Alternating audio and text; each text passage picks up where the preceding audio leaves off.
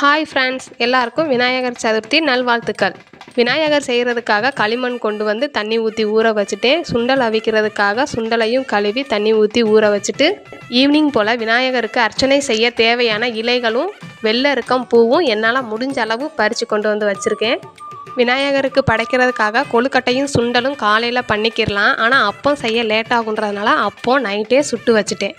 இந்த அப்பம் உண்மையிலேயே ரொம்ப சாஃப்டாக சூப்பராக இருந்தது. அப்பம் ரெசிபி வீடியோ காலையில் நம்ம சேனலில் அப்லோட் பண்ணுறேன், மிஸ் பண்ணாமல் பாருங்கள். காலையில் செஞ்ச சாம்பார் இருந்ததால் சிம்பிளாக வெண்பொங்கல் மட்டும் செஞ்சு நைட்டு டின்னர் சாப்பிட்டுட்டோம்.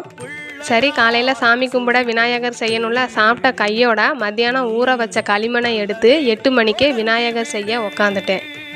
நாங்கள் செஞ்ச விநாயகர் சிலையோடைய ஃபுல் வீடியோ நாளைக்கு அப்லோட் பண்ணுறோம். கண்டிப்பாக நம்ம சேனலை சப்ஸ்கிரைப் பண்ணிவிட்டு செக் பண்ணி பாருங்கள்.